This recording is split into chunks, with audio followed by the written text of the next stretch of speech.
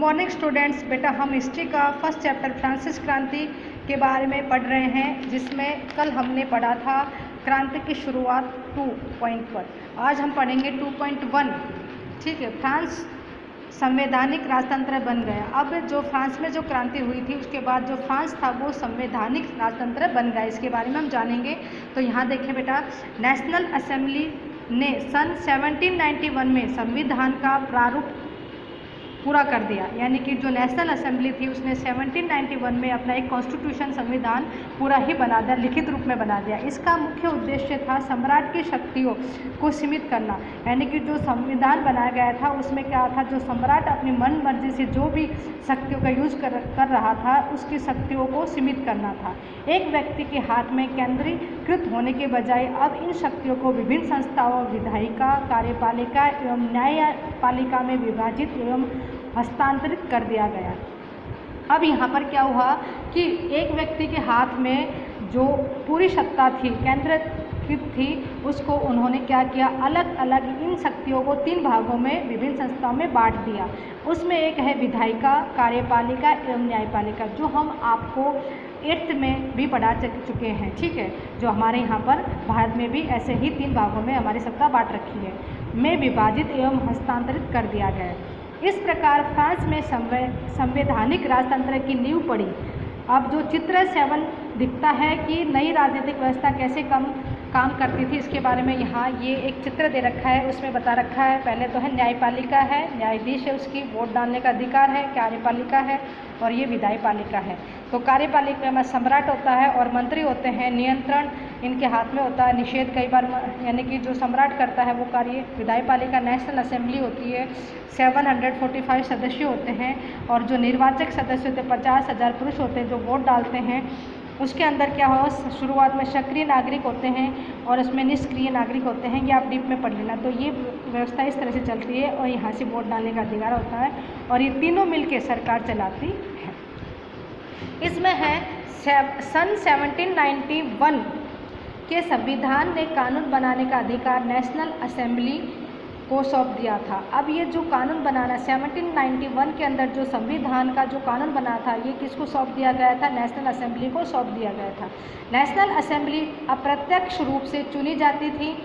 सर्वप्रथम नागरिक एक निर्वाचक समूह का चुनाव करते थे। जो नेशनल असेंबली होते हैं ना, उसके जो सदस्य होते हैं वो अप्रत्यक्ष रूप से चुने जाते थे। बेटा उसमें क्या होता था कि जो सर्वप्रथम नागरिक एक निर्वाचक समूह का चुनाव करते थे। क्या करते थे, जो नागरिक होते हैं वो निर्वाचक समूह का चुनाव करते थे, जो पूर्ण असेंबली के सदस्यों को चुनते थे। सभी नागरिकों को मतदान का अधिकार नहीं था। इसमें 25 वर्ष से अधिक उम्र वाले केवल ऐसे पुरुष को ही सक्रिय नागरिक का दर्जा दिया गया था जो कम से कम 3 दिन की मजदूरी के बराबर कर चुकाते थे। यानी कि इसमें क्या कह रहे हैं बेटा कि पूरे देश के जो व्यक्ति थे उनको मत डालने का अधिकार नहीं था, लेकिन सिर्फ ऐसे व्यक्ति को ही वोट डालने का अधिकार था जो 25 वर्ष से अधिक उम्र वाले हों और वो भी इतना रुपया कमाते हों कि वो अपने 3 दिन की मजदूरी करते हैं, उसके बराबर ही अपना कर टैक्स चुकाते थे, वही लोग वोट डाल सकते थे। शेष पुरुषों और महिलाओं को निष्क्रिय नागरिक के रूप में माना जाता था। वर्गीकृत किया गया था। निर्वाचक की योग्यता प्राप्त करने तथा असेंबली का सदस्य होने के लिए लोगों का करदाताओं की उच्चतम श्रेणी में होना जरूरी है। यानी कि जो व्यक्ति वोट डालने का अधिकार रखता है, जिसके मन में है कि मैं वोट डालूं, तो वो ऐसा व्यक्ति होना चाहिए कि जो कर है वो करदाता, यानी कि अपना कर अच्छी तरह से चुका पाए। जिसमें इसमें निष्क्रिय नागरिक हैं, जो निष्क्रिय नागरिक के अंदर इनकी क्या होती है, मताधिकार प्राप्त नहीं होता, ये वोट नहीं डाल सकते हैं। लगभग 30 लाख पुरुष, महिलाएं, बच्चों और 25 वर्ष से कम उम्र के व्यक्तियों को मताधिकार प्राप्त नहीं था, क्योंकि ये अपना कर नहीं चुका पाते थे। जबकि जो सक्रिय नागरिक होता है वो क्या होता है, मताधिकार प्राप्त लोग जो 2.8 करोड़ थी, जिनकी जनसंख्या से लगभग 40 लाख लोग थे।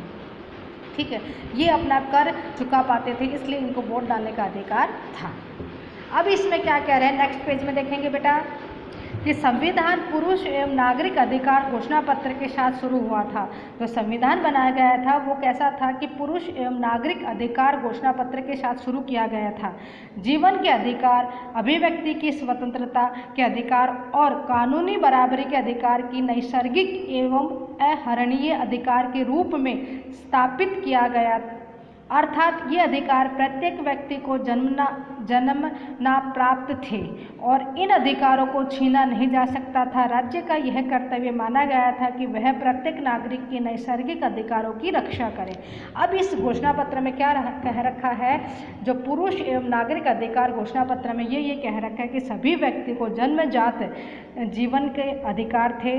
अपने जो अभिव्यक्ति होती है, यानी कि मैं किस तरह से रहना चाहता हूँ, इस तरह से वो अभिव्यक्ति की स्वतंत्रता थी। अधिकार और कानूनी बराबरी के अधिकार को नैसर्गिक एवं अहरणीय अधिकार के रूप में स्थापित किया गया था।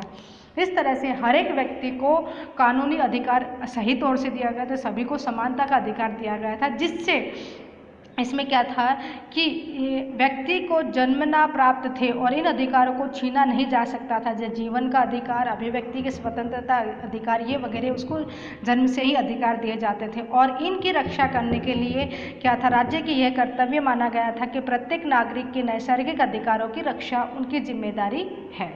ठीक है, अब इसमें ये दे रखा है बेटा, एक देखो स्रोत है, क्रांतिकारी पत्रकार जॉर्ज पॉल मरा ने अपने अखबार लामी द पपल जनता का मित्र, लामी द पपल मानी जनता का मित्र में नेशनल असेंबली द्वारा तैयार किए गए संविधान पर ये टिप्पणी की थी। इसमें ये टिप्पणी में इसने ये कहा था कि जॉर्ज ने कहा था, जनता के प्रतिनिधित्व का कार्यभार अमीरों को सौंपा दिया गया है। यानी कि जो जनता के प्रतिनिधित्व कर रहे हैं वो कौन है, लोग हैं, अमीर लोग हैं। गरीबों और शोषितों की दशा केवल शांतिपूर्ण तरीके से कभी नहीं सुधर सकती थी। यानी कि कहने का मतलब ये है कि जो गरीब थे और जो शोषित वर्ग थे उनकी दशा कभी भी नहीं सुधर सकती थी। यह इस बात का अकाट्य परिणाम है कि धनाढ्य वर्ग कानून को कैसे प्रभावित करता है। फिर भी ये कानून तभी तक चलेंगे जब तक लोग इन्हें मानेंगे। जिस तरह उन्होंने कुलीनों द्वारा लादे गए जुए को उतार फेंका है, एक दिन वही हश्र अमीरों का भी होगा। यानी कि जिस तरह से उन लोगों ने कुलीन लोगों को, यानी कि अपने उनकी ज़मीन हथियार ली थी और वो भाग गए थे, इसी तरह से अमीर लोगों का भी एक दिन ऐसा ही होगा। अब पुरुष एवं नागरिक अधिकार के घोषणा पत्र में क्या कह रखा है, इसके बारे में हम जानेंगे। आदमी स्वतंत्र पैदा होता है, स्वतंत्र रहते हैं और उनके अधिकार समाप्त नहीं होते हैं। ये यहाँ दे रखे, देखो दे रखे ना, हाँ, उसमें क्या है, आदमी स्वतंत्र पैदा होता है, स्वतंत्र रहते हैं और उनके अधिकार समान होते हैं। हर एक राजनीतिक संगठन का लक्ष्य आदमी के नैसर्गिक एवं अहरणीय अधिकारों को संरक्षित करना है। यानी कि उसके जितने भी अधिकार है उसकी हमेशा रक्षा होनी चाहिए। ये अधिकार है स्वतंत्रता, संपत्ति, सुरक्षा एवं शोषण के प्रतिरोध का अधिकार था।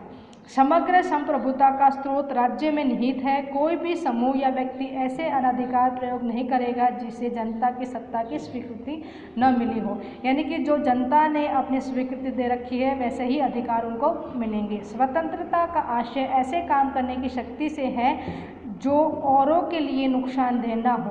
यानी कि स्वतंत्रता का मतलब ये है कि हमें अगर स्वतंत्रता मिली है तो इसका मतलब है कि हम दूसरों को नुकसान ना पहुंचाए, लेकिन दूसरों की भी सलामती के साथ हम अपनी स्वतंत्रता को निभाएं। समाज के लिए किसी भी हानिकारक कृत्य पर पाबंदी लगाने का अधिकार कानून के पास था। यानी कि समाज के लिए कोई भी ऐसा व्यक्ति यानी कि हानिकारक कृत्य नहीं कर सकता था। अगर उसके ऊपर पाबंदी लगाता है तो वो कौन होता है, कानून होते हैं। कानून सामान्य इच्छा की अभिव्यक्ति है। सभी नागरिकों को व्यक्तिगत रूप से या अपने प्रतिनिधियों के माध्यम से इसके निर्माण में भाग लेने का अधिकार है। कानून की नज़र से सभी नागरिक समान माने जाते थे।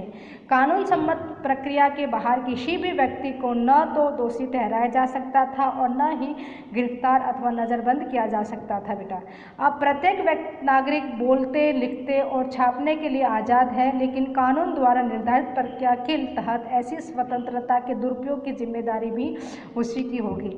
यानी कि व्यक्ति अपने बोलने का, लिखने का और छापने का के लिए कार्य कर सकता है, लेकिन वो भी कानून के दायरे में ही रह के करना होगा उसको। सार्वजनिक सेना तथा प्रशासन के खर्च चलाने के लिए एक सामान्य कर लगा या अपरिहार्य है, अपरिहार्य है। सभी नागरिकों पर उनकी आय के अनुसार समान रूप से कर लगाया जाना चाहिए। यानी कि जो जितना कमाता है उसके अनुसार उनके ऊपर कर लगाना चाहिए। ऐसा नहीं कि भाई जो गरीब है और अमीर है दोनों पर इक्वल कर लगाएं।